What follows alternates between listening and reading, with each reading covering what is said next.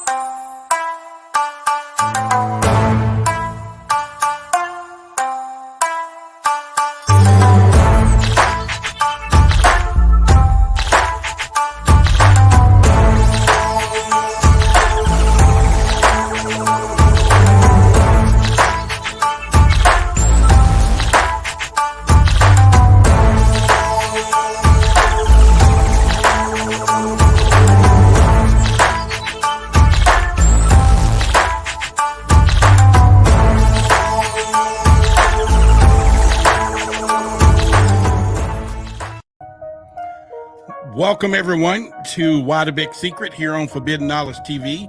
It is Tuesday, and tonight we got a great video for you, or live stream, with I think going to be one of the best interviews that we're going to have in a long time. If you were like me and wondered what was going on in the Bible, wonder some of the scriptures, or wondered about the truth when it came down to extraterrestrial existence. Me growing up as a Christian, I've always wanted to know where we're alone in the universe. But then when I asked my mother, I didn't get the answer that I was looking for. But it never stopped my curiosity. So I started thinking about this journey over the last year or so of how I wanted to find out the truth. And as I made more connections, I began to meet more people. And today you're going to meet one of those people. And he actually has a lot of information, some great information. It has helped me with some understanding, and hopefully it's going to help you. It may get some of your questions answered on what do we do, or what's happening with the Bible? Why is there a secret? Is there extraterrestrial existence? Or are there things in the Bible that tell us about these extraterrestrials? And he is a former bishop and actually was over 5 churches, preached in the pulpit, and made the discovery that we're going to talk about tonight. So I hope you're ready. I hope you are excited.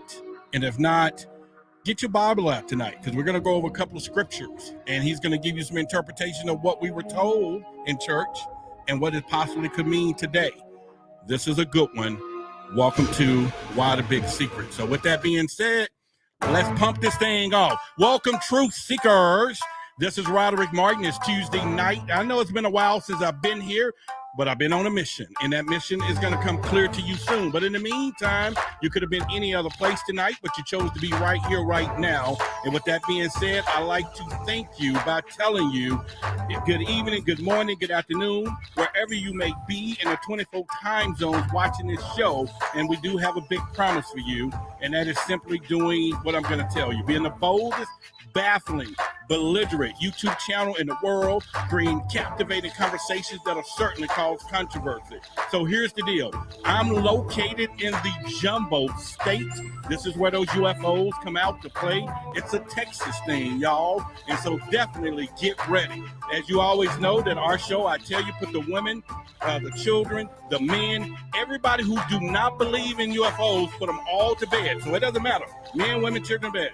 But in the meantime, if you haven't fixed dinner, here's what I'm going to tell you. I'm going to give you a Texas recipe, and that is some biscuits, some bacon, and a little syrup. So if you can put that together, you're going to be ready. But in the meantime, I'm excited. And it is the journey tonight. And so I welcome you once again to Forbidden Knowledge TV here with the greatness of Billy Carson. Allow me to serve you. And I'm Roderick Martin. Now, if you want to subscribe to the Why the Big Secret YouTube channel, please go ahead and do that. Got a lot of content coming out for you. Actually been participating in several shows. You can find me on the Discovery Plus channel. You can find me on Fox Tubi. It's a documentary. You can find me on documentaries in Gaia. You can find me on Forbidden Knowledge TV, the 8-episode series. You'll soon be able to find me on Ancient Aliens. You'll be able to find me in 2 other documentaries I've been filming all last week. And I'm only saying that to tell you that this is some real stuff. So anyway, I'm excited, and I hope you're excited. Got a great show for you tonight once again. And don't be offended by my statement of putting those to bed. Like I said, I bar none, whether it's women, children, the men, anybody who don't believe in what we believe and can't handle what we talk about tonight, put them to bed. Just simply put them to bed, because at this point, we can't do nothing about it because we are live. Okay, so missed a lot of you. Definitely have done that, and I'm going to get right into our show here in just a few moments. But in the meantime, I'm going to look here. Okay, so we got Lubbock, Texas in the house. So, I'm going to give everybody who's in Texas their shout out. So if you're in Texas, go ahead and put it down in the screen tonight, and we'll be doing that as well. And so we're going to be doing a lot of stuff. So here's the deal. I'm going to give you a couple of scriptures that we're going to get into later on down the road. One in particular would be Deuteronomy, chapter 3, verse 11. And we're going to be talking about Goliath. Books of Enoch, Genesis 5, Deuteronomy, chapter 2, verse 20 through 21, larger than the average height. We got a couple of more. So these are in Greenville, Texas in the house, San Antonio in the house, Lancaster, Texas in the house. Hey, you right down the street. I'm probably 5 minutes from 10 minutes, 20 minutes from Lancaster. Well, anyway, yeah. So reach out, because we're going to be doing some stuff local here in Dallas about UFOs. I'm already taping some shows live on the street. And if you're here local and you want to be a part of that, contact@whythebigsecret.com is the email address. So Corpus Christi in the house, H-Town in the house. All right, Buffalo, New York. Then we got Dallas in the house. Welcome. Little Rock is in the house. All right, so Miami's in effect. Okay, we did. We're on it. So here's the deal. The gentleman I have for you is a former bishop, and he could be still a bishop. I didn't even ask him. We're friends. I don't know if you lose the title if you changing into another direction of belief, but we're going to get him here in a minute. And that's one of those things. And so hopefully you all have had, once again, a great weekend. And so I'm going to bring him up on screen, and then we will get into some conversations, because I'm going to get right into it. All right. So here's my man, Darrell. So first, what's going on with you, Darrell? Man, everything's going on. Is my audio okay? Your audio is okay. And if All you right. and just to let you know, the people in the audience, if his audio is okay, y'all let him know. If my audio is okay, let him know. This is going to be a great one tonight. Darrell, I think we're going to, we may ruffle a few feathers, because I always, say we're going to be the boldest, baffling, belligerent YouTube channel in the world. But I think it's going to all be positive, right? And it's that journey. And I do really appreciate you taking not just the time, but the mantle, because it's a lot for you to be stepping out as you have, but now here live, and there's hundreds of people here with us, thousands we've been on watch this live stream by in the morning. And I just want to make sure we impact their lives in the best way possible. Fair enough? Okay, fair enough. And All thank right. you so much for the opportunity and for having me here on your program tonight. I'm really excited. You know about what? It's my pleasure, and for having, but it's also the honor of having you here to serve us in our community and what we and hopefully I can get the right questions that they would ask, and I'll probably take a few questions from the audience down here as well. All right, so here's what I'm going to do. I'm going to start with a fleet of questions, and then we'll get into some deep ones. We probably jump here and there because my mind is like all over the place when it comes down to this subject. And then now having, someone who actually, would have been the person that I'm sitting out in the audience and say, hey, turn to Psalms 3 or whatever, you the bishop, you laying the hands, or just the whole point of leadership because of being in that position in the church. And then not only being a bishop, but also being over multiple churches, and then ultimately making the decision to step away. I got a few photos that I'll show, and I'll have you to kind of give us a description of what's going on in these photos to kind of give some background into there. And so with that being said, let me start with a couple of these photos, and then we will get into a few things. What am I seeing? Who is this man? That was a young Captain Darrell Nicholls. I was Okay. stationed in Baumholder, Germany, but yeah, I was an Army officer for 9 years. Got commissioned when I was just 20 years old. I was still in college, had 2 more years to go. I was also served as a company commander, and I served in 2 battalions as the battalion S23 officer, which is in charge of security operations plans and training. Wow. Distinction of me and both my brothers were all Army officers. I got out at 10. They stayed in. They stayed in. And so, first of all, I want to thank you for your service to the country, and we all really appreciate that and the sacrifices that was made there. And but also, I want to say your brother stayed on, and they are still part of the military system. Have you guys had any conversations about this extraterrestrial stuff first? Come on, you got to let us in on it. And I'm sure my audience wanted to know that question because you're on this and I'll say the next one next because this is going to be good. So, but do y'all have any conversations at the barbecues about things? We talk about some stuff. Both of my brothers, they're retired now. They retired lieutenant colonels. My younger brother did a couple of tours in Iraq, and he went back as a contractor when he got out. My older brother, he's a year older. My younger brother's a year younger. My older brother served, I think his last 14 years, he served at the Pentagon. In fact, he was in the Pentagon when it got hit on 9/11. Whoa. He works for some interesting agencies. He retired and he went back now. He's a contractor, but I think I can say he a lot of his work he contracts with DARPA, and he's been involved with some I call him a Jedi Knight, secret spook programs. Wow. Well, we're going to get back to that in just a few minutes. So take me back to, you were in the military. How did you get toward becoming a bishop of a church or many churches? Well, after I got out of the military, I was logistics primarily. And so I decided to move to the area of the Midwest where, they make cars and tanks and things, Tank Automotive Command. So I ended up in the Ohio, Michigan area. And I was just doing my thing. I was just working and just doing my thing, until really it's a strange transition.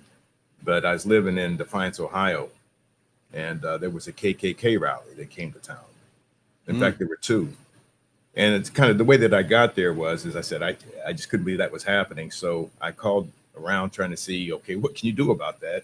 Ultimately, I called Morris Dees from Klan Watch, and I called the national chapter of the NAACP to see what they could do. And they said nothing. You just, go to a church and act like it's not happening, basically, and stay away from it. But by that time, I had joined the NAACP. I was, at the time, the second time they came, I was president for the Northwest Ohio chapter of the National Association for the Advancement of Colored People. And long story short, that compelled me into public service because I said, I just can't sit around and be silent and do nothing. So I also got in church, involved with my church groups, and that's where the wheels kind of got rolling. Because I just needed to have more advocacy, and I wanted to get into the communities to teach people so I can get in front of kids to say that, this isn't so. But that led me to a relationship with my church. I never wanted to be in ministry ever. That wasn't an ambition. I did want to combat racism, hate, prejudice. So I began to work in that vein, and I ultimately became a choir director in my church and men's choir, and then a trustee in the church. And I got very, very thorough with scriptures. I would go to Bible study with 5 books. And, you know, my pastor, he would say I was kind of intimidating because I checked everything he said. And then as time went on, I continued to serve in the church, and I became a co-pastor of a church here in Toledo, Ohio. And then when my pastor moved on, I kind of got backdoored. She says, well, Pastor Nicholls says, I'm gone, so the church is yours. Yeah, okay. So that kind of happened. And then I had a successful ministry. My congregation was doing well and growing, and got the attention of some other people when I was asked to take over to help initiate Integrity and Truth Ministries. So we ended up with a fellowship of 11 churches. Man, that is amazing. You know, we always hear about people say, you know, they've been called, but it's different when a whole church fall on y'all. That's my right. That's my right. Yeah. Yeah, Okay. yeah. I had to have been called. You know, there's a saying in ministry. They say, you know, many are called, few are chosen, some got sent, and some just went. Yeah. You know, Okay. I never was one to just win. I got sent. I went kind of kicking and screaming, but that's kind of loosely how I my journey into the ministry. And even the whole time I was in ministry, I always worked full time. I never was a full time just in ministry, although, you know, pastoring a church was, you know, that was pretty grueling. You imagine between the church business meetings, the choir practices, Gotcha. and then this Sunday Bible studies and preparing for sermons. And I always modeled myself after, I'd have to say, my mentor. You know, Dr. Martin Luther King was the biggest influence in my life in those terms. I just remember when I was 8 years old watching his assassination, and it just always stayed with me. So over a number of years, although I had no desire to get into ministry, I just consumed anything King. You know, there were years where when I went anywhere, the only thing in my car was cassettes and DVDs of Dr. Martin Luther King. And so it just kind of absorbed a lot of that thinking, which served me well. So I guess it's safe to say, before we get into what I'm sure everybody's here for, and I hope that's what they're here for, you were embedded in ministry. In fact, this quick picture, we'll get back to it, but this is the robe. You wore the robe. And so therefore, you know, before we go any further, give me the role of a bishop that oversees churches, because I really want people to know we're just not talking to a church goer like myself who went to church and had an epiphany and said, you know, wait a minute, this something doesn't sound right. We're talking you were or is a leader. You understood and interpret the word. You put it out there to people, and also gave people understanding. So give me the, you know, the best case scenario, the role of a bishop, so we can really get that viewpoint of, you know, the responsibility. Well, obviously the primary responsibility was to share the good news and the gospel. And we would plant and seed churches along the way through revivals and network with other churches. And in the role as the bishop over these churches, it was to kind of provide that infrastructure and that covering for other churches that were under our jurisdiction. So I would be traveling to the other churches, assisting, and you essentially become like you're like the pastor's pastor, you know, the minister's pastor. Mm-hmm. So when they got challenges with their churches or with their congregations or just where to go, you know, myself and there's some other people that I work with our inner circle with the fellowship to provide that type of a leadership and plant those seeds and help communities flourish. And we did a lot of work, particularly inside the inner cities, where working with the more, I guess, ma and pa in the community, as opposed to the advent of the mega churches explosion, where, you know, you don't have that personal touch.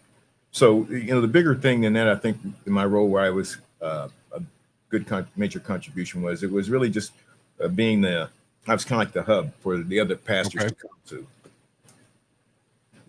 You know what? And it's kind of You know, I think one of the things that I look at is, hang on a second, just doing a little house cleaning here. We got a few, you know, trolls is what we call them a little bit, but they won't be coming back to this channel because I'm taking them off completely. So All right. I hope it's worth it to them. So if you want to post anything, y'all post it. I'm gonna remove you from the channel completely forever, and that'll be great on that hand. But you know, anyway, so let's get down to this particular journey. Now that we have set up the moment of the responsibility of a bishop, and your calling of this, where did you begin to suspect that there's something different? Where did this begin? You know? Well, actually, I'd have to say that the beginning began long before ministry. I just couldn't reconcile it. When I was 16, I had just gotten my license, and I remember I drove out to go visit my great uncle, who lived on the outside of town in Leavenworth, Kansas. By the way, I'm proud to say he was one of the last surviving Buffalo soldiers, Lauren Brown. Oh, really? Yeah, he's. And then, real quickly, for context for the audience, what, you know, was it Christian, or where was your religious belief? Actually, I was raised initially in a Pentecostal church, and then later joined the Southern Baptist Conference, Southern Baptist Convention. When I pastored the church, however, I was non-denominational. Okay. So yes, and you know, they began to kind of flourish, and so I just couldn't really. It was just the best place to be, and actually, we kind of referred to ourselves as apostolic ministry. So we embrace the fivefold ministerial gifts, and you know, you kind of get into some technical things with distinction between gifts. But you know, I was part of a large group of people. But my church specifically that I pastored, and the ones under our fellowship, were non-denominational. Okay, so it's safe to say, as of right now, although you went forward with the ministry, you became the head of the church, the bishop, you still, on one end, still had some suspected inner feelings about this whole thing. Yeah, there were just a lot of unanswered questions, you know, and beginning with 16, I'll share it with you and I'll share it with the audience here. And if my family's listening, I wish they would just maybe chime in. But when I was 16, driving from my great uncle's home, driving along the main highway in Leavenworth, I kept seeing this light, very low light, flying over the Missouri River, parallel to where I was traveling, maybe a mile away. But when I got home, I climbed a tree outside the house. I told my parents about it. And then I climbed a tree to see if I can see it again. And over the period of the next 45 minutes or so, it circled way up in the sky, but it circled around maybe 3 times. And the 4th time it was coming back around, I went into the house and I grabbed my father, my mother, my sister was there, and my older brother. And they came outside just to humor me, you know, because they didn't know what to expect. But there it was. We saw a UFO. And this time, instead, it changed its path. So instead of flying like a big, long arc around just miles away, but this time it actually dropped in elevation and it flew directly over our heads, maybe 250 feet up, maybe 5 miles an hour. My mother got so nervous, she tried to grab an Instamatic camera. She couldn't even get the flash on it. My dad called the police and filed a police report. He sat out in the squad car and filed a police report, and the police had me dry diagrams of what I had seen, and it was all over the front page news the following day in Leavenworth, Kansas, UFO sightings over Leavenworth. So there was always this for years, you know, and even all these years later, I call my family and I say, hey, did that really happen? Do y'all remember when? So there was always this question of what was that? And it was about that time that I read The Chariots of the Gods. So it was this reconciliation between that there's something else out there that I don't understand, and what is it? And reading things like Chariots of the Gods and reading things about aliens, and then comes Zechariah's Ascension, and I started reading all of his books. But you know what really is, because I'm sure a lot of people is in this position, and maybe you can help not only them, myself, or a lot of people. You know, although you were, how is it done though? Because in any biblical sense or religion, There's no gray area in religion here. It's not supposed to be. There's supposed to be is this, is not that, right? So how did you navigate between still moving forward, standing up in the church on Sunday, but then you still had this inner curiosity and knowing, or maybe possibly knowing, and we'll get into some of those scriptures, that when you're reading it and you're interpreting it to the audience and saying, hey, you know, blah, blah, blah. And when you go home and now you're like, know about that one. You know, how does that happen? You know, or how did it take a toll on you of any kind, you know, over time? You know, I think for a long time, when I got involved with religion, that along comes with that the responsibility. And, you know, that's what I meant. Yes. Yes. So you kind of get indoctrinated into this lane of thinking. And like I said, you know, been in several ministries and several churches where basically they say, you know, anything, if it's not in my Bible, I don't need to know. You know, if it's not in here, then you just dismiss it. And you almost develop a type of, for me, I'll just talk about me, and maybe it'll resonate with someone else out there. But you develop almost like these blinders and a sort of cognitive dissonance, you know, if you will, where you could tell me something else, but if it didn't reconcile with my faith or with my belief system at the time, then you could dismiss it and you just kind of put it away. Okay. I began to feel, though, and which is fine at the personal level, you know, I still struggled and I wrestled. I've got my Bible and all my Bible books in one hand, and then, you know, but I've got other phenomena that I can't explain in another. And it's a bit of a mental exercise, even a struggle to see, okay, where am I going with this, and what's real and what's not? And, you know, I guess one of the escapes for me was when I could find there was a scripture where Jesus was talking. And he was being and relay that scripture to us that maybe somebody could research it at the same time here. I got a few of them. Is it one of the ones I have? But go ahead. I'll have to find the verse for this one, but he was being challenged by the Sadducees. Okay. And, you know, he was a son of man, and he said, have not your scriptures told you that ye are gods? Jesus hath that ye are gods. And so I began looking back for that. Now, he said, have not the scriptures said this? And so I would expect I could go back into the scripture to find the scripture that Jesus was talking about. Okay. And the problem is you can't. You have to go outside the Bible to find the text that he was talking about. And you find that in the lost books of the Bible or the forgotten books of Eden. And those books were banned in the United States up until like the mid 1970s or early 80s. They were banned. And, you know, where you just said that you got to go outside the Bible. Now, at this point, we know a lot of people won't venture that far. Now, is it safe to say, or let's just say I was one of your members and I came to you at that time and reference said, hey, I'm a little confused about this scripture. You know, would you play the part of saying, let me keep this man in line like the church would want us to be, or I can't let him know I'm speculated too, you know, I'm the leader of the church. You know, what would happen in a scenario like that? You know, I don't know how other people in ministry would handle it, but for me, I particularly if it's somebody that's a member of my congregation, my flock, it's because I don't have all the answers. I'd sidetrack the conversation. Gotcha. Because you just don't know.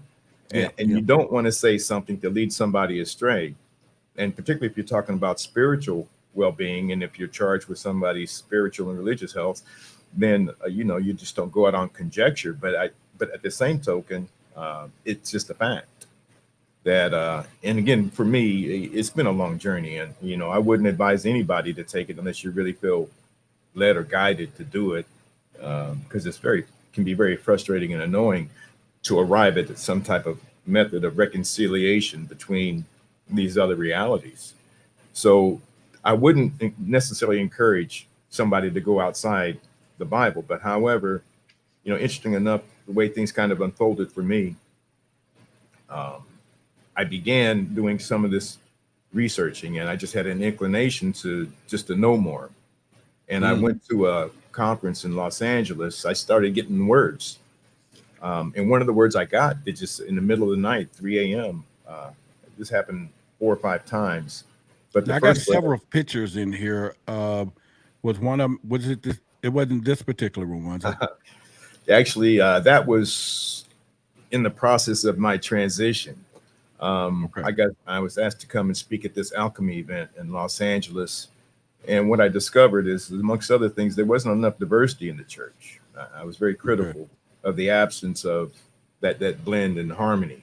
So one of the things that I did was I intentionally went out to have closer association with indigenous peoples, Native Americans, Mesoamericans, the Wow. Latino. And so I was asked to speak at that conference, and I'm there with one of the brothers. We're still very good friends to this day, but his name is Mazatzin. He is an Aztec Mayan calendar keeper. He's got hundreds or thousands of years of knowledge in his head passed down from his people, and he makes the Mayan calendar. So I have these great dialogues, and and I not only learn, the spiritual development that I have, but now I'm getting the rich context of what he has to offer. And he even teaches the codices that were stolen from his people a thousand years ago that were hidden in the Vatican. He actually wrote a letter, and he was successful in getting some of those codices back to him and his people. So all simply to say that was kind of in the midst of my transition. And, I'm going from standing in the pulpit on Sunday morning, and now I'm on conference room floors, on Saturday and Sunday in a row. Wow. And trying to reconcile that, and I'll say one other interesting thing about this transition. It really hit me close to home. I spent a lot of time with the Serpent Mound family here in Serpent Mound, Ohio. There's this huge 1/4 mile long serpent-shaped effigy. It's the largest one in North America, and it's thousands of years old. And I had a really amazing experience there once, but it led me to go back. And I was invited to perform a water blessing ceremony with them. And the organizer of it, Terry Rivera, she asked me if I would come and if I would wear my bishop clothes. And so I did. And I was just walking along maybe an hour before I was to perform the blessing service when it occurred to me that a large portion of my audience was Native American. Okay. And so I paused and I was wondering, am I the right guy for this? And I thought about of the number of people who really had reason to be cautious, to be suspicious of a person. It would be a person that would be wearing what I was wearing, looking at the persecution that we put them through, that they experienced. Right now the healing is still going on. The Pope was actually in Canada just 2 months ago apologizing to the Native Americans for what they did, stealing them out of their families. But I had an epiphany in that moment. This was 10, 12 years ago, where I had to really check myself and what I represent, and to have a real meaningful relationship, a spiritual connection with this people who are now, I'm happy to say, are my family. But I had to have a big talk and come to some type of an understanding. And I actually had to ask for some level of forgiveness for what I represented and the history that it inflicted on them. And it was well received, and all that went well. And but again, it's now standing back where I never really had to do that before, and I never would have thought about that if I had not been standing in a large audience of indigenous peoples, which my heart went out. But that's what I wanted. It's the exclusivity of the church. Dr. King even talked about it years ago when he said, when we stand on Sunday morning and we sing our praises to God, we are standing in the most segregated hour of Christian America. And as a diversity practitioner, and I had a very, very integrated church, but I did have other churches that were ethnically, separated, and we would fellowship. I'd have my church go to another person's church, and I worked with other ministers to kind of work across this racial divide. But all this is simply to say that, sometimes having that conversation is difficult because of what you know, and then but it highlights what you don't know. The level of ignorance that you must have to not have that level of awareness. And it had to be a bigger picture beyond what we were seeing and what we were experiencing. So I kind of just decided to be kind of like that bit of a pioneer and just follow spirit and just go where I was led to go. Wow. Another part is we talked in the past. You and I have had many conversations, and I definitely want the audience to make sure they stick around, because you had and what we call Ascension Experience, right? Ascension Experience, yes. Yeah, and I know you told me about the story, so I'll definitely have you to tell the audience later on in the show. It's something they gotta hear. But what was so amazing, you had an opportunity to share that same story with David Wilcox, and he ended up giving you an explanation of that out-of-body experience. And I just so happen to have that video. I'm gonna play for the audience in a little bit, so y'all make sure y'all stick around. Y'all got to hear that whole exchange. You'll tell us, I'll let you tell them exactly what you said to him, but then I'm gonna play his answer to you and to the audience, and it's incredible. And I was sitting there just blown away, like, God, this is deep. This is deep stuff. Yeah. So anyway, we'll get to that later on in the show. So make sure everybody stick around for that as well. All right. So now it sounds like you're meeting the Native Americans. You now know that there's a bigger thing here versus what you were teaching and knowing. And now almost this spiritual part. Now we're moving from religious to spiritual, right? And of course, we all know the history when it comes down to the Native American. It goes all the way back to their beliefs, period, right?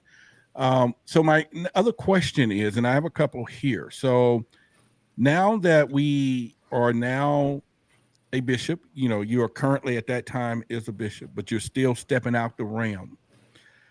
Were you getting any slack from family or church members or people like, wait a minute, the man in the cloth wearing the thing, this is not working? I'm not getting no slack, brother. They ain't cut me no slack.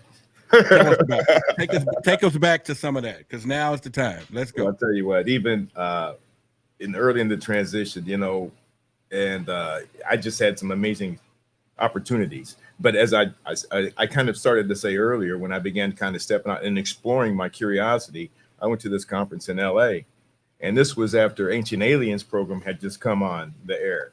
They just finished the first season. And so that'll be with this great guy here, you and Giorgio. So I went to LA, and I got there the day early, and I'm in the restaurant, and there's just very few people there. And so I've been there for 15, 20 minutes. And then Giorgio walks in and gets a table. He's a few seats away from me, and he's by himself. I recognize who he is. I say, that's the guy from Ancient Aliens. So I told the waitress, say, whatever he's drinking, I'm buying. So she goes and gets him a drink, and then he asked who got it, and he saw me. And so I say, hey, cool. He introduced himself. And so I don't remember if I went to his table, he came to mine, but we just started sitting and chopping it up. And I'm talking about all the episodes I had seen. And then he asked a little bit more about me.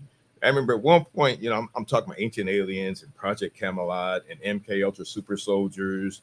And he said, wait a minute. You're a bishop, right? Talking about aliens? Look, you're towing the line here, and you're a bishop, and you want to talk about aliens. He's probably was like, and when we first met, I was like, I had my little Scooby-Doo like, okay, yeah, go ahead. So he got a big kick out of that. And we've been good friends ever since. I haven't seen him much in the last several years, but I would go to LA for the Conscious Life Expos at least twice a year. And every time I, saw Giorgio, we would hang out, and I would have like little private suite parties. Right. And, he would come and, just wonderful people to know. But then also as my circles are expanding, it's been really, really, because of everything that he knows and the way that he thinks. He's a good check and balance, because I would have him, I had a conversation. I had him in my room along with Mazatsin, my Mayan calendar keeper. And then I have a Kemetic brother who was actually initiated into the Dogon mysteries by an authentic high level Dogon priest from Burkina Faso. So I had the three of those together, and man, we had a dynamic conversation. We solved for Pangea. We found out that about the Mayan didn't do this. It was the Mesoamericans who got it from the Olmec. And then my brother Vic Bai says, well, the Olmec were the children of the Dogon. And we just had epiphany after epiphany. We're going to get into that. We'll probably do like a part 2 over at Why the Big Secret. Yeah, it's a lot. Yeah, because it's a lot, and so you all stick around for that. In fact, I was just in L.A. Filming 3 episodes for Ancient Aliens, and so it was a amazing. It's going to be great in the future, but to say this, but and I'll go ahead. land the plane there, because then when I came back, and then I was at a Wednesday Bible study with my church, and so they asked questions about, well, how was your trip and all this, and I showed them pictures of me hanging out with Giorgio and what we had talked, and they said, Giorgio, Ancient Aliens, and boom, out went my lesson plan. Day one, I found out with my congregation there was a very, very big appetite, and people were asking the same questions that I wasn't asking, that you typically don't ask, and so they began asking about aliens. They wanted to know about, well, okay, where if there was Adam and Eve from the beginning, then where did we all come from? Watch out now. Watch out now. Well, I mean, those are real questions. And then all right, go ahead. Go. You know what? We promise to be the boldest, baffling, belligerent YouTube channel in the world, creating those captivating conversations, creating controversy. Talk to us about that right now. Yeah, some of it is hard to talk about, but I was really tentative at first about, well, how's this going to go? Because I didn't know how the conversation was going to go. But when I began answering questions and asking questions, because they watch Ancient Aliens as well. So I said, okay, put the lesson plan away. Okay, let's go. Okay, what you got? What do you want to know? Let's talk about it. So we talked about the Nephilims. We wanted to talk about the fallen angels. What are aliens that this Giorgio's talking about? And who were the Anunnaki? And what is planet Nibiru? And so we did that. That Bible study went on for like 3 hours. And it was a Bible study. It was a Bible study. So I would tell them, don't take my word for it. Let's go to the word and see what the word says about that. That is exactly one of the focus I want with us here tonight, because no longer the rumors. I don't want to hear all the side stories. You've been on both sides of the fence. You know the interpretation of what we were told, and for me, being simple-minded was my first part of Genesis chapter 1, I think verse 26 or whatever, when it says, let's make man in our image, in the likeness of ourselves. And I'm like, I went to school. So our is plural. Ourselves mean many other folks. Yeah. And I did ask my mom, this was years ago, and I got this like really slapped pretty hard, but she was like, oh, that's the Trinity, the Spirit, the Holy Ghost, it's the Trinity thing. So it stuck with me for years. And that was just my first part of saying, okay, let's look into it. So with that being said, though, give us a couple of profound scriptures. And then I definitely want to get back to this Jesus story. I kind of messed it up a little bit, butted in. Let's go back there. Forget my question. Let's go back there, because I think that's the part that we want to take the plane off. You land it, let's take it off from there. All right. Well, I actually preached that sermon several times, and it just simply was, ye are gods. And the idea is simply being trying to encourage people that, we're more than just flesh meat suits. And it says here, and it says, if I have a scripture to help build people up, just to remind them, and then also scripture that says that we were made just a lower than angels, the scripture that references that. But it says, now here of Jesus saying that, does not your scripture say that ye are gods? And so I get, there's a lot of ways to refer to that scripture, just to remind us of that high calling that we have and that high human potential. But at the same token, it wasn't until sometime later when I really said, well, let's go back and exegese that text a little bit more. And so that's when I began looking for the scriptural references to support it. Because the reference says, have not your prophet said. And so I went back to look for it, and I couldn't find it anywhere. Not in King James or the Thompson Chain reference of the Bible. I couldn't find it anywhere until I went and I looked up my copies of the Forgotten Books of Eden and the Lost Books of the Bible. Books that now I could recall, because there was a time where you couldn't find them. And I don't know why I'd looked for it, but I was still just in my early 20s when I had found out that those were banned in the United States. And I happened to get a copy at an old bookstore somewhere. And I thought, well, this is pretty cool, man. I got a banned book. Which now, and I have to be very, very careful. I mean, I have some really good friends that are going to strongly disagree with me. Well, they're not watching. Yeah. They're not watching. I promise you, I didn't send them the memo. I only wanted people here on Forbidden Knowledge to watch. So, well, it might be even a listener, and I try to be very, very careful about. I'm gonna do a poll real quick. Anybody in the audience know him? Know anybody that knows him? Just put yay. But if you do, don't put yay because we don't want him to know that. But the whole point is, let's go. Give it to us because this is the night. This is the night. Give it to us. Well, so as you look at that, and then not only so you take that one text, and then you can't find that reference, and then you start looking about, well, how is the Bible itself created as a book? So I do research, and I know there was a Council of Nicaea, put it all together for King James, and it's the King James version of the Bible. But I also have the Thompson Chain Merchant version. I've got the Schofield version. I've got 20 different versions. And I suppose if you wanted to, you could actually have the Roderick Martin version of the Bible. Okay. And so and so now this didn't all come together. This is probably 3 years before it all made sense to me, frankly. 3 years of traveling. At one point I took 11 months off work. And I just wanted to just figure it out. I was going through some marital problems and stuff, but I said, okay, I just need to pause. And it was during that period of time that I also says, okay, well, maybe I took a sabbatical because I just was too much. And amongst that was this reconciliation of standing in the pulpit and being people's spiritual advisor, and leading a church leader and ministers when I'm having questions myself. So, and I'm looking at the lost books of the Bible and the forgotten books of Eden, and I'm reading the works of Zechariah Ascension. I'm going to conferences, meeting with David Wilcock, Greg Braden, Richard Hoagland, Richard Dogan. I'm talking to Dogon people, Dogon initiates. And you reading books like this. Yes. Yeah. I got Billy's The Emerald Tablets. Tough book. And it's really, really interesting. The very, very first word that I got amongst when this journey started in the middle of the night was Ptah. And Billy says a lot about Ptah or Thoth in the Emerald Tablets. And then the second word I got was Merkaba. I didn't even know what a Merkaba was. Gotcha. Which led me to my first trip to LA because I told my sister about it. And she says, I don't know what that Merkaba thing that you said, but there's got a guy in LA who's going to be talking about it, the Merkaba. And it was Drumvalo Melchizedek. And it just kind of really began to progress from there. And I would say gently, but it really wasn't gently.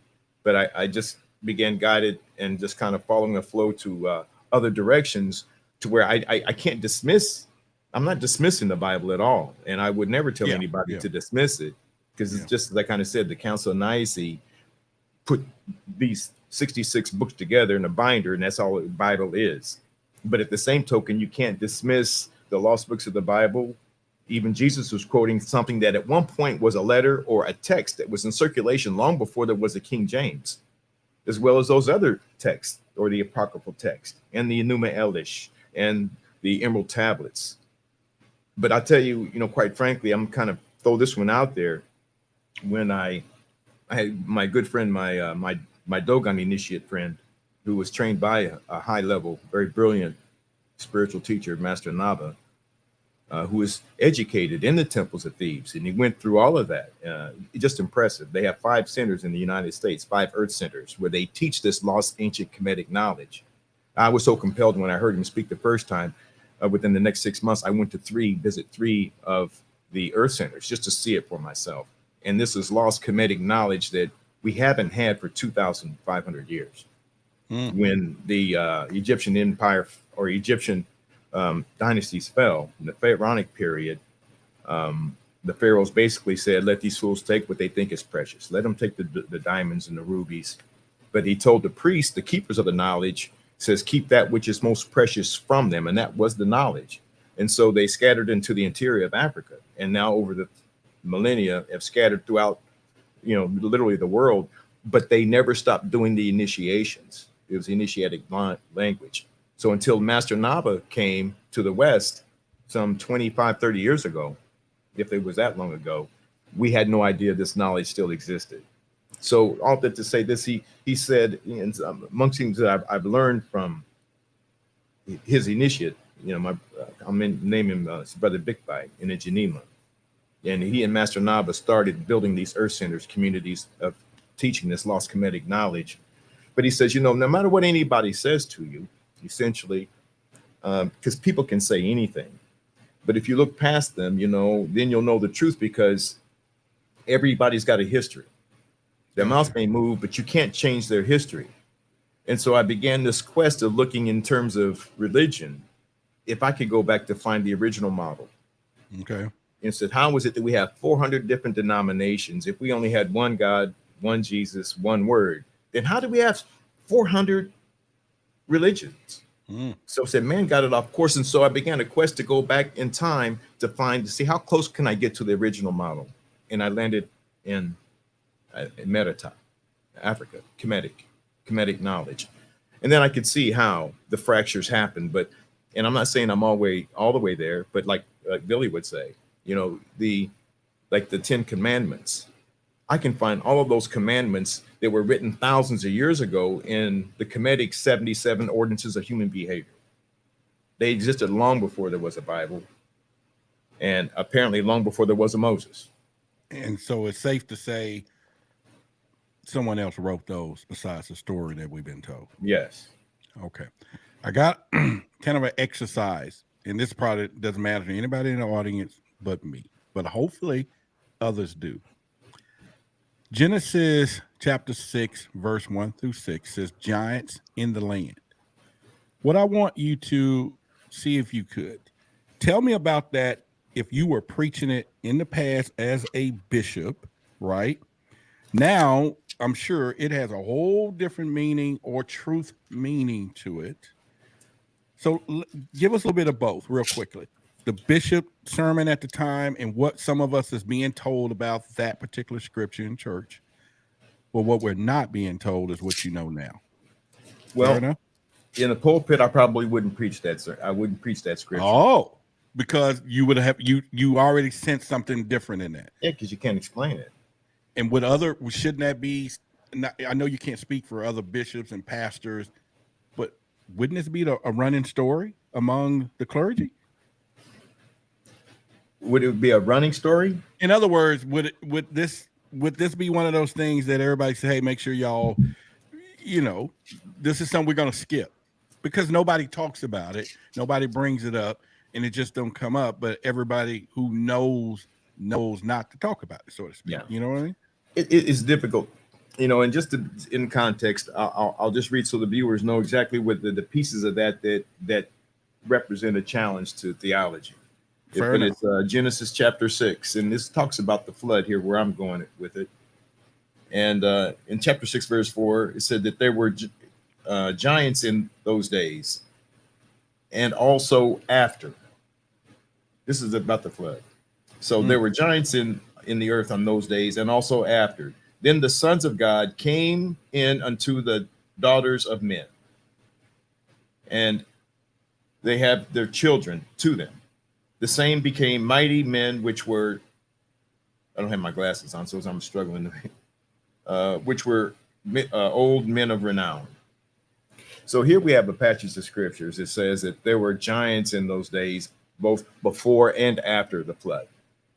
So if you accept the premise, and if everything that you say that the Bible is absolutely true, and the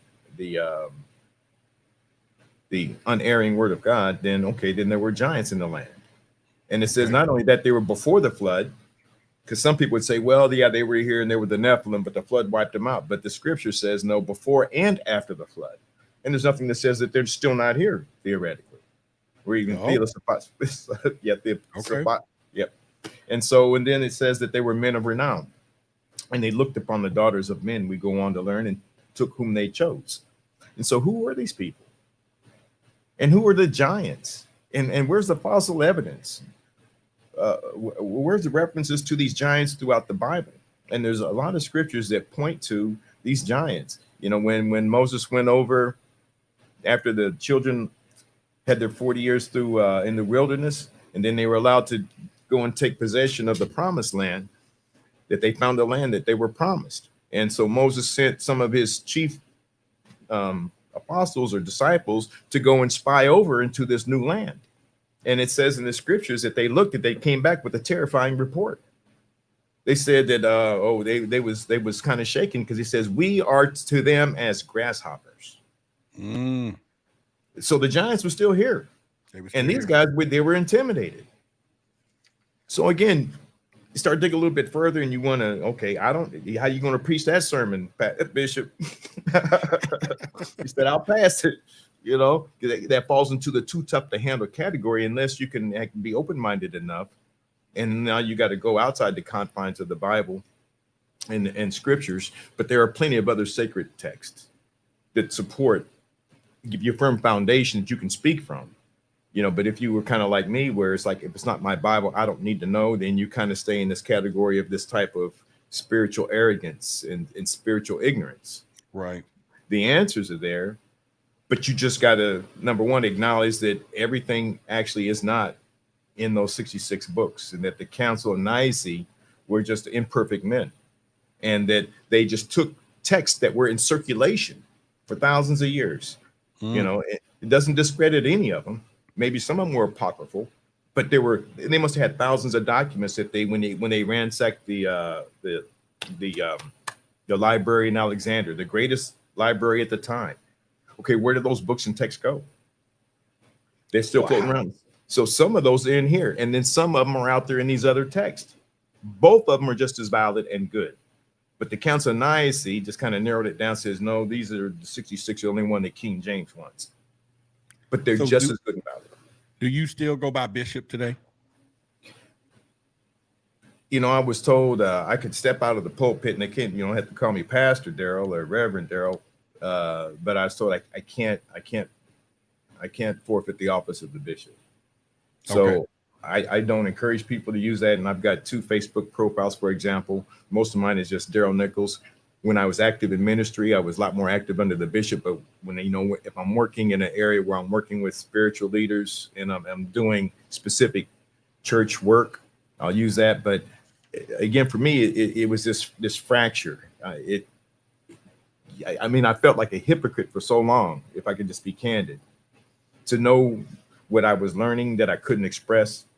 And then I'm dealing with people and I've got ideas and thoughts that, you know, I wouldn't want to say to somebody to lead them astray because I don't know. I'm still looking for evidence in the facts myself. So it really was. It's kind of like a fractured atlas. It's like this tension that took the better part of 3 years. You know, there's another brother that I'd say I found out a few years ago that went through something similar that I had a lot of respect. I still have a lot of respect for. Another bishop, Carlton Pierce. Really? You know, I used to watch him. Can we get in contact with him someday? I don't know him personally. Okay. I used to I follow his sermons and he went through a similar experience where he got, you know, he was raised under the tradition of Oral Roberts. He was Oral Roberts' left-hand boy. You know, favored over even Oral Roberts over his own son. Oh my! And then he had an epiphany, or awakening, or he woke up. Well, he had the nerve to say there was no hell. They gave him the boot, said get out of the house. Oh yeah. But I'm looking at how he made his transition. You know, he's still Bishop Carlton Pierce. He's still Carlton Pierce, and he's still doing his things. And he had to put his whole life back together. But you know, some of the most vicious people I know, the most mean people I know, are some Christian folks. Man, hey, so let me ask you this then. What advice would you give Christians who are struggling with the doubt of the existence of aliens, period? What would I say to Christians that are struggling with the doubt of aliens? You know, whether they be Christian, even agnostic, or even atheist. Any religious person. How about that? Yeah. I'm saying that you probably are not very well informed. You're probably under some form of cognitive dissonance if you're not really looking, particularly today, at what's going on. When you've got the first UFO Congress that's been held in 50 years, and the government's saying that there's things out there that we don't understand and we don't own them. When you have Phil Corso's book in The Day After Roswell, you know, for people that still don't believe that happened, but Phil Corso, he worked for, the White House, Colonel. Phil Corso. And then if you're reading his book, and he just tells you how they took technologies that were recovered from those crashed saucers, and how he farmed those into certain industries, is where we got night vision goggles and where we got microchips, things that we had never seen before. You know, unless you're going to say that Phil Corso just made it up, nothing better for a retired lieutenant colonel, heavily decorated, to do, and then start making up stories. So I think that I would, and I know people like that. I've got some in my family, you know. Well, I know a lot of, I have a lot of friends and people that, same. Yeah. And I don't have enough weaponry, or I just try to give them that curiosity, you know, and a few things that I know outside. I'm an investigator, UFO investigator from MUFON, but still, you know. But again, go ahead, continue. I'm sorry. Well, I mean, there's ample evidence out there to at least suggest that there's a lot more to the story of humanity and humankind than we are aware of. You know, and although maybe we don't have all of the answers, I like, again, from a comedic standpoint, you know, they refer to this as the existence. And I don't know if these are quote unquote aliens. I don't know if they're ancient astronauts, as maybe Giorgio would say, with the ancient astronaut theory. I'm now even entertaining the thought, you know, as we are understanding more about quantum physics, transphysics, that maybe these are interdimensional phenomena, right? As well as extra dimensional, interdimensional, or extra dimensional. We don't know, but we're there's so much we're just learning. I mean, we just had the CERN Hadron Collider do another experiment, and we're discovering new atoms and new molecules, new learning about black holes and quarks, things that we never knew before. And so I think that there are dimensions that we certainly don't understand. And so it doesn't have to be an alien traveling from someplace else, or it could be all of the above. You know, I do find it really quite interesting in studying the Dogon spiritual systems. You know, again, I'm going back to the original models as far back as I can go, which is going back to the first civilization to spring up out of nowhere, apparently. And if you were listening and read the writings of the Dogon, and oftentimes written in stone, so nobody went back and took an eraser and changed it. So that's how old some of this information is. But even they would say that they got a lot of their knowledge of philosophy about geometry, cosmology, cosmic astronomy. But they said that they received that from a group of people that they referred to as the Nomos. And they said the Nomos, this goes back over, I think it's over 80,000 years. But they said the Nomos were a group of beings that came from the Sirius star system. And they came and they were kind of like, I guess, somewhat aquatic, but they said it was the Nomos who taught them these things. Right. And the Nomos represented some of those deities. Those are the fish-like people. Yes. And so, but and we got things that are written in stone. And, you know, you could dismiss that until you get to the point when you look about, you know, it was Marcus Greuel, who was a French anthropologist. And he began studying the Dogon back in the mid or late 50s, 1950s. And he would come back and he wrote his diaries, and he wrote several books related to the Dogon mythology, what it's like to be with these Dogon people. And it's really kind of dismissive, interesting stories. You know, but he was just writing about what they say about how they knew what they knew. Very primitive otherwise. But until then, when NASA developed the telescopes, and we could see that the Dogon were right, that Sirius, the brightest star you see in the sky, Sirius A, is a binary solar system. We had never heard of a binary solar system before. And they said even more than that, they have drawings, illustrations written in stone, that it's not even that, but they said there's another planet in between those two, and they called it Po, which means the tiniest little thing. And they said it was Po that holds those two in orbit. And then not only that, to this day, the Kemetic calendar is not based upon our solar 365 year cycle. It's based upon our rotation around the Sirius star system. So somehow they even knew then, and have known for thousands of years, that, you know, in their Kemetic calendar, this is the year, I think, 343, something like that.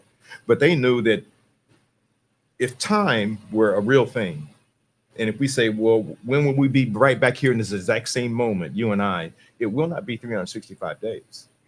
That brings me to what David Wilcock was telling you about time. Yes. And So we're going to get into that momentarily. Y'all make sure y'all stick around for that for sure, because he said something about time and when we're reborn and all of that. So and I'm gonna play that video when he answered that question for you. Yeah, and as far as the Dogons, I forget who was trying to discredit the tribe. I forget his name, but what they did mention that the Dogons mentioned there was a third star system that we haven't found yet, but they mentioned it already. And God, I was just studying this stuff when I was on a plane. And they found a third star system. We haven't discovered it yet, but they mention it. And so I think people are waiting once we gather enough technology to find it, that then we will go back and say, see, they mention it first. Was this the sun? I mean, was it another star system or was it another heavenly body? It was another heavenly body, but they wrote it in their they have already written it down. And this guy, I forget his name, was trying to debunk it. But we have no one has discovered it yet, but they've been right the last 2 times.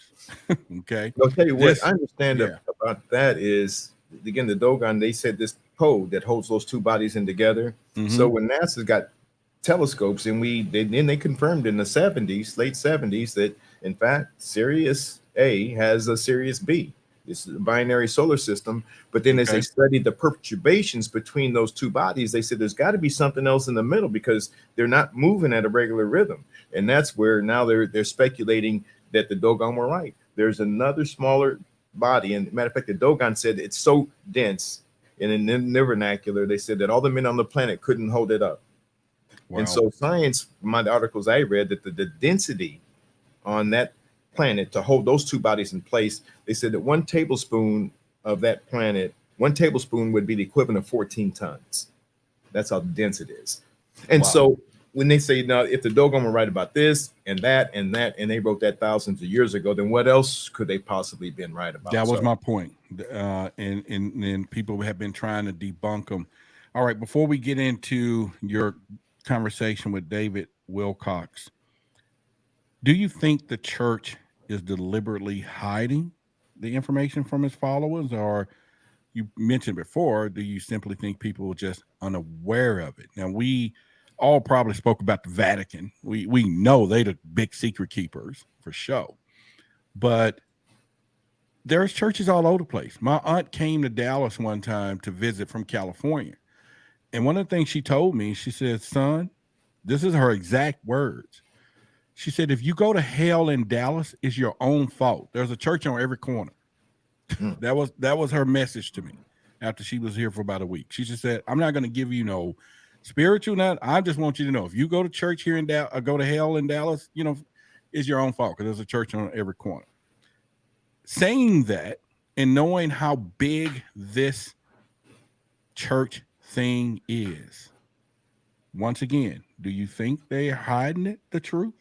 Is it some collaboration behind it, or just nobody wants to go there? It's a very, very good question. And I would say, at the ground level, there's no conspiracy there. I think people that gravitate and are moved to join and participate and perpetuate the church, they've got a good conscience, a good heart, and they're very trusting. They're trusting that the leadership and everything is just as they say it is, and as it's being presented. And I think everybody, they get involved for all of the right reasons, to want to make a difference, and to want to be that example, and have that Christ consciousness, and and to live a good life. But I would also say that, in conversations with others, and just it's a type of knowing. But it's been so diluted right now. Sometimes I have to question the motives of some people that I would call spiritual leaders. Okay. I would question even the decline in the morality of an entire culture. If we call ourselves a Christian culture, and I look at all the things that were done in the name of Christ, I have to wonder, okay, well, whose agenda am I promoting? And that's some strong words there. Yeah. Yeah. And and I go back and look through history from a spiritual standpoint. And like I said, anybody can say what they want to your face, but everybody's got a history. And so here, like particularly in the past few months, and I'm looking at the Vatican, and I'm looking at the Pope apologizing for the third time, a third Pope apologizing for the atrocities. But it wasn't even this Pope's fault. I'm at the point now, I'm looking back in 1453 when there was a Spanish Pope who actually wrote a doctrine of Christian, or call it Catholic dogma. They issued these papal bulls. And once you write it, it's done. It's a papal bull. And at the time, they had the doctrine of the infallibility of the Pope. If the Pope says it, it's absolute truth. It's been rescinded. But they issued these papal bulls, which basically was where they enunciate for the benefit of taking land and exploiting people for purposes of colonization. The Pope signed that, African Americans and minorities, people that are Native Americans, were basically just brutes and ignorant, and that it entitled white people, anybody who was European and over 21, you could go and explore any land and just take it, because these people don't even have a soul. But it was when the Catholic Church solidified that and made it Christian doctrine, and then they incentivized my white brother. It says, and now you don't have to struggle. You can go to that land, you can take that land, and then you can make those people work that land. So it was the church that incentivized that, and the same church that's preaching the Bible. Now listen to these competing ideas from Martin Luther King, the strength to love and forgive, and we got to get past all that.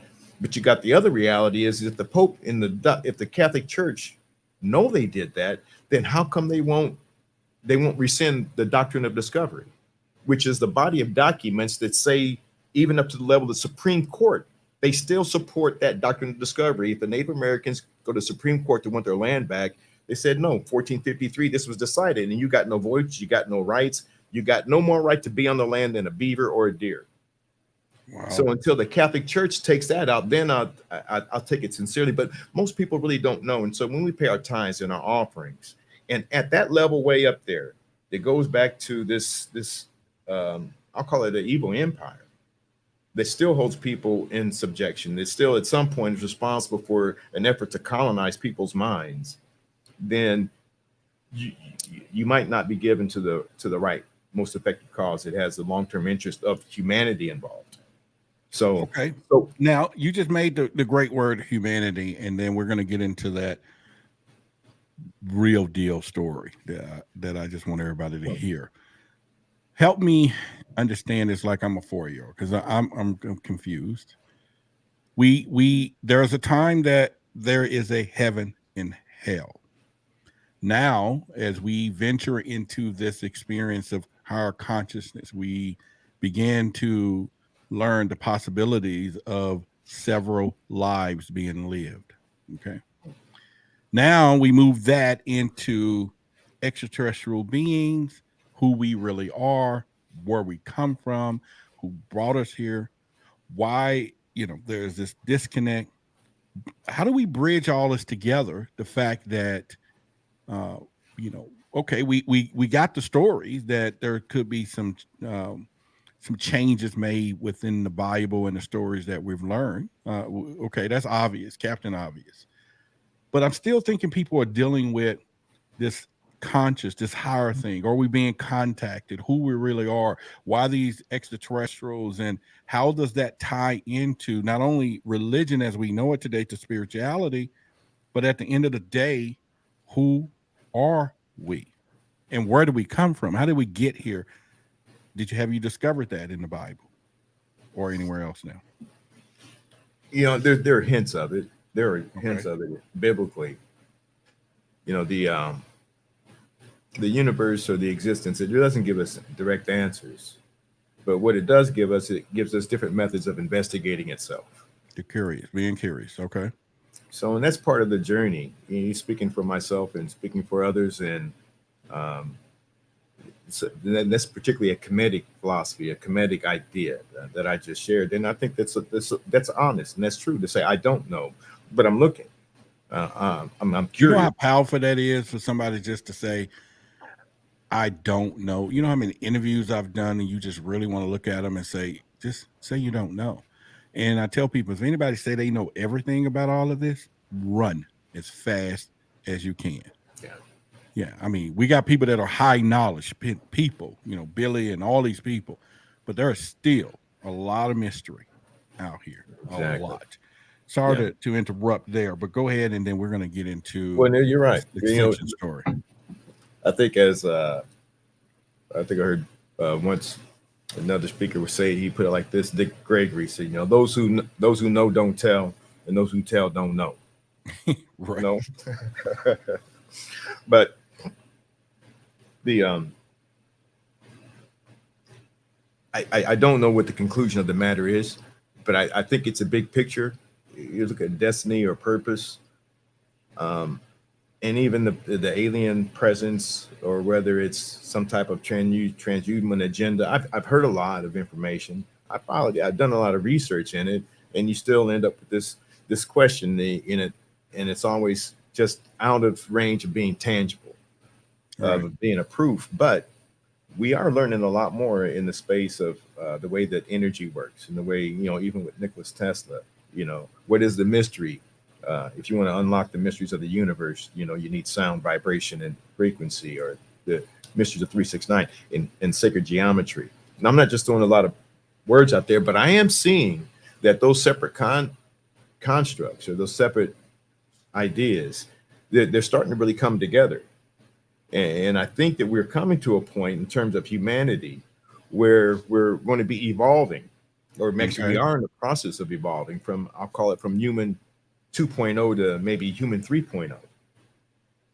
So there's an evolution in process. And so our capacity to really understand and to assimilate some of these other ideas and bring them together to a more realistic or more helpful framework but the other truth of it is there's another agenda. It's a world of opposites. There are good people, and then they're just evil people, and people that do good things, and people that just do bad things. And so there's always this struggle of somebody else's agenda, and they may not have your best interest in mind at all, and that just may be the role that they play. That's just maybe just what they are and who they are. I don't know where we're going to have a kumbaya world, because even all throughout nature, the natural law is opposites and balance. Gotcha. And so you can't have good without bad. You're never going to have a night without day. You're never going to have an up without a down. But I think the very nature of the cosmos is built upon moral foundations. And so I think that morality will win, but there's always going to be some type of a struggle. And thank goodness for the struggle, because if you didn't have the struggle, then you wouldn't grow, you wouldn't learn, you wouldn't develop. So there's got to be some resistance somewhere if we're going to develop that spiritual muscle, that we become these superhuman, these gods that Jesus talks about. Don't you know that ye are gods? That we can kind of matriculate into that as a culture, as a society, if we don't kill ourselves and blow ourselves up in the process. Well, all right, so drum rolls. I know, and I had a lot of questions, and we're going to do another one on Why the Big Secret channel, maybe in a few days or next week or something, because there's a lot of questions. I have tons of them for you tonight, but we don't stay here a lot of time. But I could tell you that David Wilcock situation. Yeah, what I want you to do there is tell the audience, tell them about this experience, this Ascension experience, what you told your sister, what you thought could happen, all of these things, because I think it's amazing. And there may be people who may have had this experience and have no answer, but then I know you searched for the answers. And so you had an opportunity to go to an event a long time ago, and you mentioned this to David Wilcox, and I had an opportunity to kind of crop the video. It's got some audio. That's okay, but I think people will get the logistics of it. But his answer was so profound that it's still going to defy logic of this religion moving over to spirituality, and then also, are we all just aliens, period, and just don't know it? You know what I mean? It's like, because it's deep. This is really deep. And I've been doing a great job trying to, although I represent all communities, I'm trying to get into the African American community because I think we are the most, from my perspective only, of course, that we're going to be hit hard if somebody parked a spaceship and got out and said, I'm from somewhere else. And then they say, well, who is your God? And the answer we don't like. You get what I'm saying? And we're because there's a lot of disconnect there. And if you're watching this show right now, if you're a star seed, feel that you're a star seed. I'm doing interviews there. I'm trying to bring all that in light. If y'all have any stories, UFO stories, especially in our community, I'm working on a special project. And not to exclude anyone else. I just know there's a lot of history in our history. I'm looking for some help. And I've been asking for it, and this audience should have some answers and know some people. My email address is contact@whythebigsecret.com. I need some help, but I want to interview some star seeds because there's a lot of people. I've been meeting them, and there's a lot of people don't know who they are, got this weird feeling, and all those things. So, again, if you're in the Dallas area, contact at Why the Big Secret. Give me your contact number. This is what I do. We've been filming some show stuff here in Dallas, and this is real. It's getting ready to get real, okay? And we will talk about, someone's asking what is a star seed. That definitely, I'm going to actually have one here next week, or a few ladies, and they'll explain to you their feelings and sentiments on that. So y'all make sure y'all come there. All right, so with that being said, that plug is gone. Tell me or tell us this Ascension story and take us back to that moment, how you felt, the letters you was leaving behind, what you wanted to do, what you thought you could do. And then I'm going to play David Wilcox's version of what the description he gave you, which I think is profound. Take the floor. Go ahead. Well, the setup here, this happened years ago. I was still in college, my junior year in college, I believe. And I used to play around. I remember one day in the library there, I saw a book that said ESP experiment you can do. So I just began playing around. I said, really? So I learned how to do some of the stuff that was in it, and I found out that you really could move things with your mind. I had a little experiment I would practice. It took me months, but I could take fold a certain piece of paper, 1-inch paper, 1.5 and 2, like a pyramid, put it under a glass. I got to the point I could spin it up to 32 times, stop it, and spin it back. But it took months to do that. But I became fascinated with the power of the mind. And so I led me into doing astral projection. And look later, I didn't know what it was, but it was remote viewing. But I'm in the early stages of just experimenting with this stuff because I said, this is just super cool. So one night I was laying down and I was meditating, and I changed the way that I meditated. And I don't know why, but that night I did, instead of just really getting calm and focused, I tuned my hearing into that hum. Sometimes when you can get to that real quiet space and all you hear, you can actually hear an audible hum that's always there, if you can tune into it. And then I synchronized my breathing to my heartbeat. And I didn't do this all intentionally. But what happened is now I'm kind of going to this meditative state. And I think I'm about to astral project, because that's where I was going to go check on somebody or see if I could. But I ended up what I described to David. And I didn't give David all of these details at all. Now, you weren't using any mushrooms or anything to do this, no right? drugs, nothing that involved. Okay. All right. And I didn't. Again, I just kept this. I didn't tell many people about it because it's really kind of strange. But I ended up going through like a little vortex tunnel. It's like I'm going inside myself, but it's like a tornado going inside the vacuum of space. And then all of a sudden it just shot out of me, this energy. And I ended up in the place in just almost an instant. And I just got there, and I wasn't there in my body, but energetically I was there. And when I got there was a voice there that greeted me by name. It said, "Hello, Darrell." And so I'm having a casual conversation with this voice that I can't see before I realized what's going on. My conscious mind is like, how is this even possible? Who am I speaking to? And so I just asked the question, several questions. I said, before I go another further, where am I? And the voice said that you are millions of miles away from the place where you physically exist. I said, cool, okay.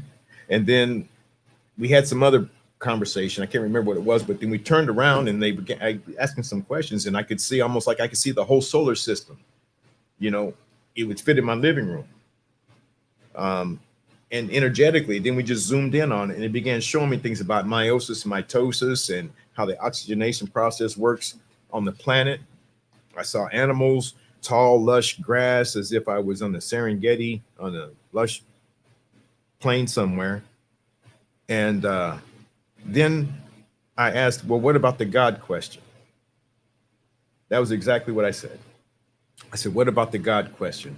And it's just like they directed my attention to the left, and it's like I'm looking at another small planet or something, and there's all these people almost in like clear, milky white, spiritual like bodies, and they're just busy running around and doing things, but it's like they're about to like just open up a stage or a screen and show me about the God question. Meanwhile, I'm getting so excited.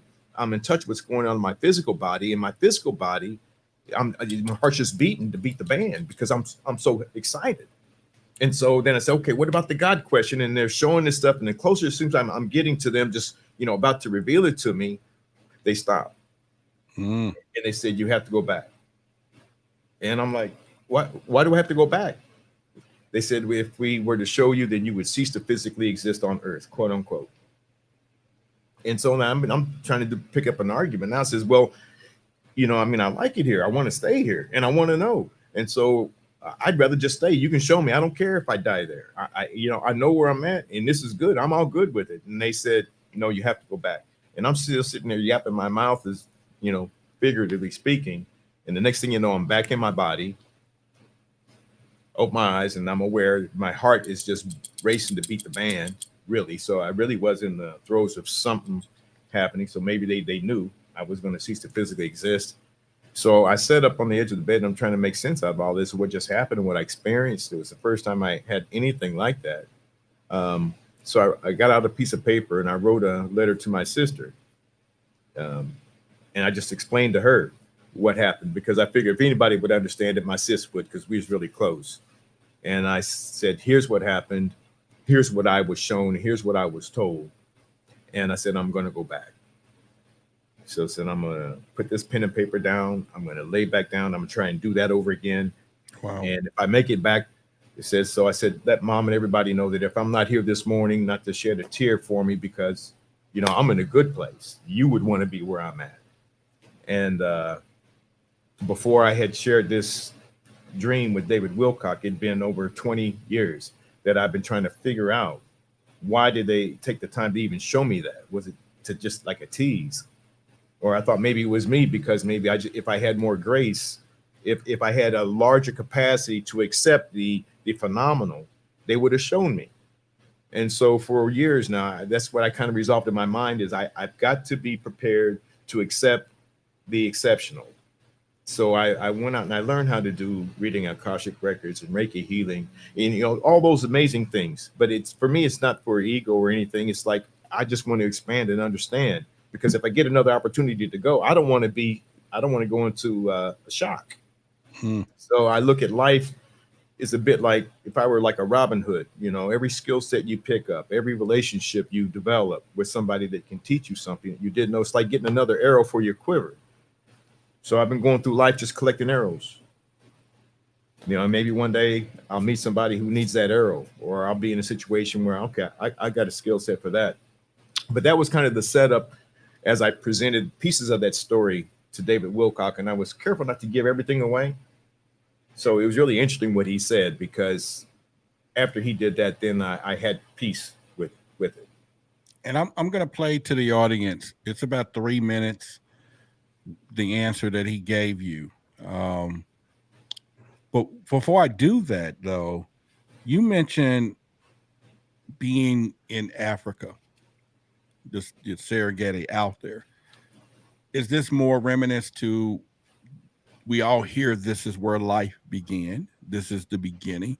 So were you back to that beginning? And he mentioned something in that when I'm going to play in just a minute, but I was just kind of amazing. You weren't like in somewhere else. You weren't in Brooklyn. You went back to the motherland.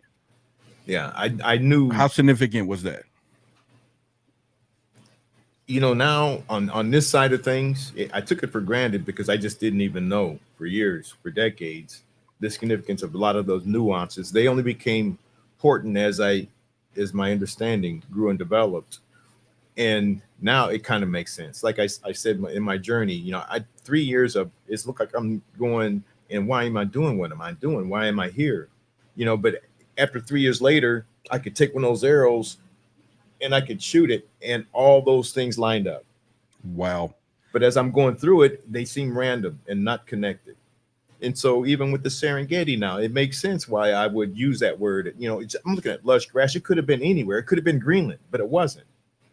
There was no signs that said that, but intuitively I knew, you know, that's what they were showing me. It's funny. It's not funny, but someone in the audience said he was in a past life, and it's just exactly what David Wilcox is saying. In fact, I'm gonna go ahead and play the video. Like I said to everyone, it's an older video, but you'll get a better understanding. If the volume is up a little bit, turn your phones down a little bit. I couldn't control that, but I definitely did my best, and it's going to be worth it for you. So I'm going to play right at the point after you sat down with the mic and he began to explain what was going on. Fair enough?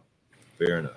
Oh, yeah. Now this is what you had, Darrell, is more of a visionary experience, and it's a very common thing that happens to people, which I would call an ascension experience. You literally went through a walk in the time corridor, meaning what I didn't say about this Black Ops program in the CIA, the psychic training program, is that they have a methodology to reach the quiet point within yourself, that point that you go to in meditation, which is quite elaborate. What they say is that there is a cone that is created at the moment that you're born, and that's the only time that the timeline of the energy body and the physical body are connected. And then it's like an expanding cone that gets wider and wider as you go forward in time from that point.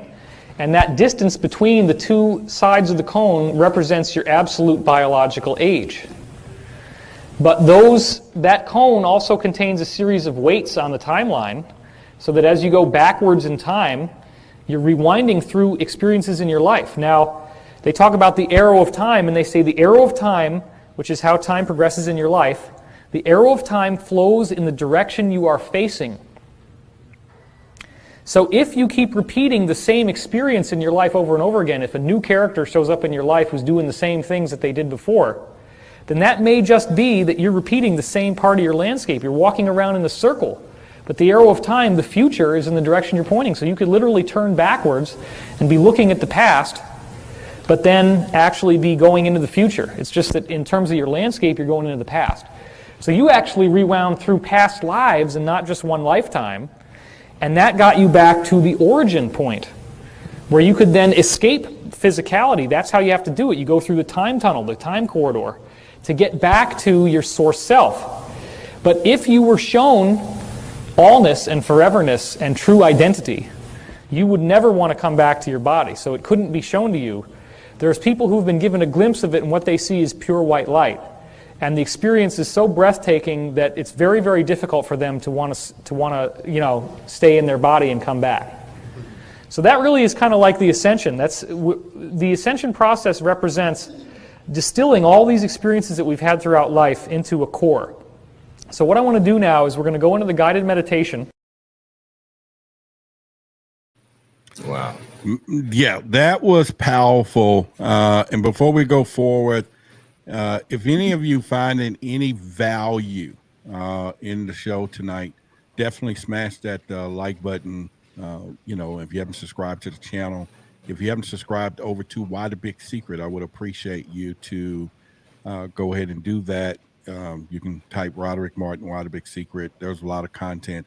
In fact, Darrell and I, we're going to continue another part 2 of this conversation over there. And so definitely would like for you guys to subscribe so you'll get those alerts, and then I have some more people. We're getting ready to get deep. everyone. And then if you want to support anything, buy a coffee or just whatever, the Cash App is there. And maybe they can buy you a coffee too, directly.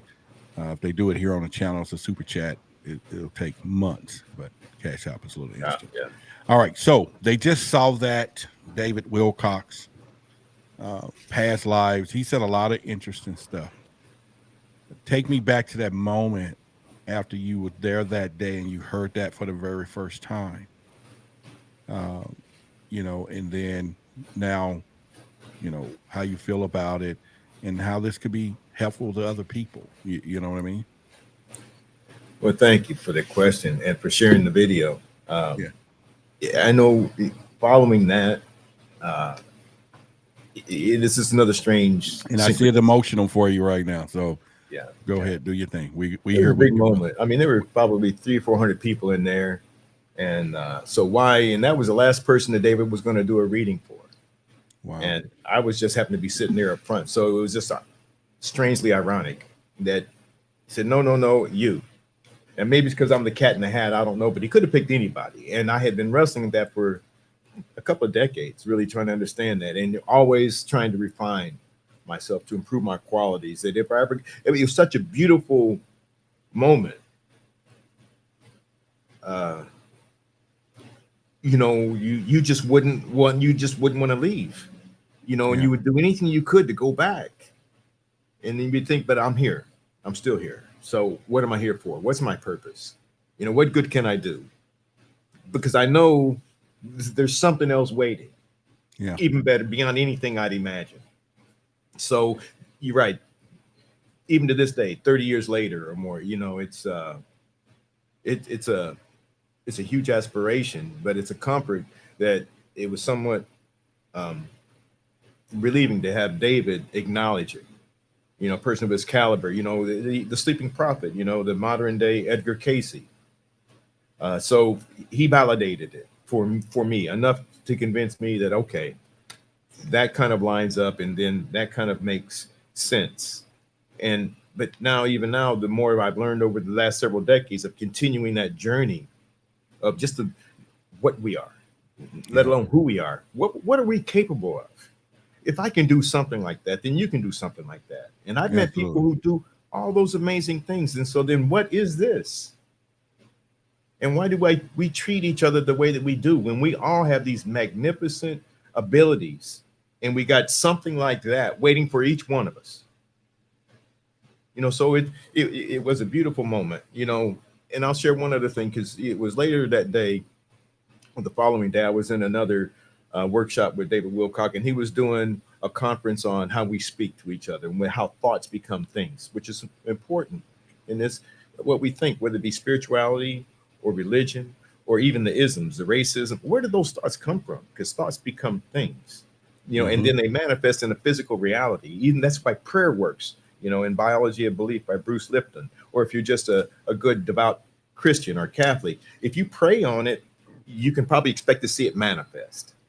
It's nothing magic, but we're magical, So we've got the power to do that. But David he was leading us in an exercise, and he said, I want you to say, just everybody stood up. There's a couple hundred people in there. And he says, I just want you to hold your hand in front of your body. And I want you to say, I love myself. I love myself. I love myself. And then he did the reverse. After a few minutes, he said, okay, take whatever you were feeling, and then do the reverse and say, I hate myself. I hate myself. I hate myself. And what he discovered by show of hands is, he said, well, what happened when you said, I love yourself? 80% or more of the participants says that your body just automatically leans into your hand. And so he said, okay, by show of hands, what did people experience when you said, I hate myself? And people started saying that your body moves away from your hand. But he did. He asked, what about you and you and you? So when he got down to me and says, by that time he knew my name. So you, Darrell, says, I noticed you didn't raise your hand on the last question. I says, no, I didn't. He said, well, what did you experience when you said, I hate myself? I said, I didn't experience anything, David, because I don't talk to me like that. I didn't do that part of the exercise. And the point of the story is we need to be careful about how we talk to ourselves and words of power and thoughts. And we also have to be careful about who we let in our ear. You know, we got to remember that everything that Hitler did in Germany was legal. Everybody thinks that, and it's kind of wondering you saying that, because explain this right here to me. I thought I got a little. It says the 11th commandment says, I'm disappointed to report very seem to be concerned about the 10 commandments, but the 11th commandment is doing quite well. Thou should not get caught. I'm just saying, if you can't say out, just say amen. All right, we here. Tell us about that. well, you know, actually, that was something that Dr. King actually said. Okay. But it's still relevant, unfortunately, today. That, you know, the truth is really kind of relative anymore. You got to be careful which narrative speaking the truth, because the media is putting such a spin on anything. You know, even with the war in Ukraine right now and Russia, there's an official office in the Ukraine being funded by U.S. tax dollars. It's a center for disinformation. Yeah. And so they're putting spin on things. And then there's just so much out there. So, you know, everybody's practicing, you know, even Christians, you know, and I was one of them. Right. You know, call myself a shadow Christian. You know, when you're not wondering where you're at, but, you know, I call it a shadow Christian as a Christian. Even being a bishop, though, you know, yeah, even wearing the robe, you know. Yeah. It says you can claim the art, but if you're not playing the part, you know, that's a shadow Christian. Oh, that's deep. You can claim the art, but if you're not playing the part, you're a shadow Christian. I didn't feel bad, because even Paul, the Apostle Paul, who wrote 2/3 of the New Testament, even Paul, as bad as he was, he said, not that I have arrived, but I press every day toward the mark. What a wretched man am I. He said, that I shouldn't do, I don't do. And that's what I shouldn't do, I do. What a wretched man am I. So if Paul confessed up to it and he wrote 2/3 of the New Testament, I'm good. I'm still good. You know, but I do recognize that human personality is like those two horses, each pulling in a separate direction. But that's how I got here, you know. Man, I tell you what, I'm not going to hold you up no longer tonight. It's just really been phenomenal. We're already like 15 or 20 minutes. We're going to do this again, because I have a part 2 of a lot of things. We're going to get into acoustic records with you. There's a lot of things some journeys and some things that you have learned. Like I said, we'll probably do it on Why the Big Secret, because next week's scheduled is a Star Seed. A couple of them I'm trying to have here. But we'll do it on the channel. So if you guys have not subscribed to Why the Big Secret, you can do that. Set the alerts, because we got some lot of stuff we're going to be doing. Once again, I'm a plea out to the community. I need everybody's help. We're getting ready to build this thing. If you like the show tonight, you ain't seen nothing yet. It is time. It is time. You know, I feel that, you know, you're going to see something you've never seen before. We're getting ready to get in some deep conversations.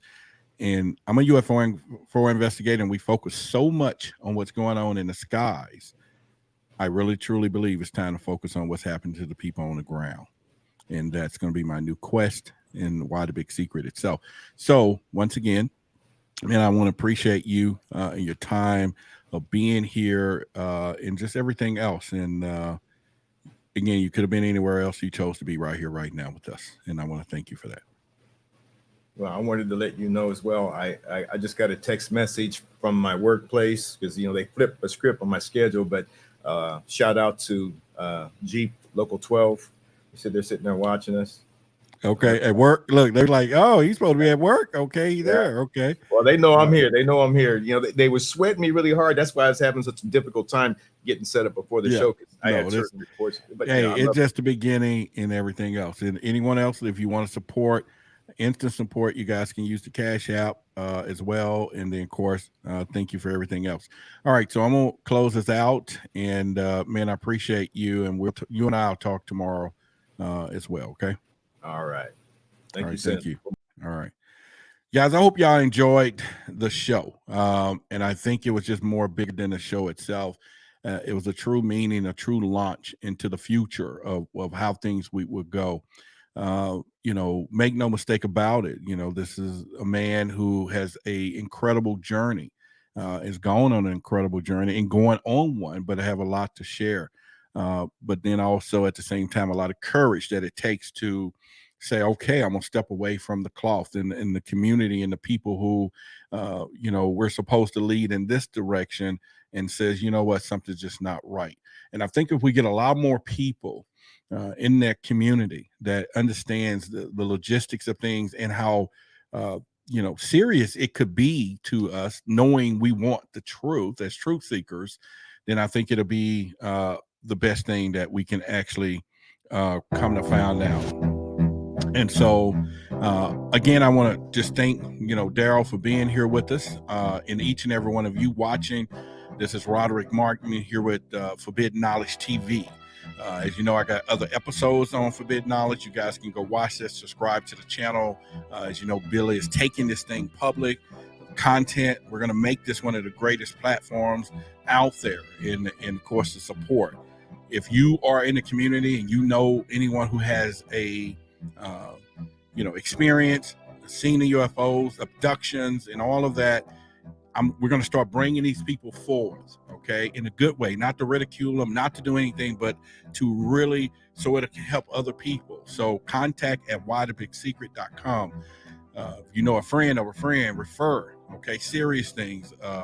If you feel a certain way, all of those things, and if you're willing to come forward to help people with your story, this is the place that we're going to be doing this, and we're going to do it on Why the Big Secret YouTube channel, as well as here and everything else. And so with that being said, I got much love for each and every one of you.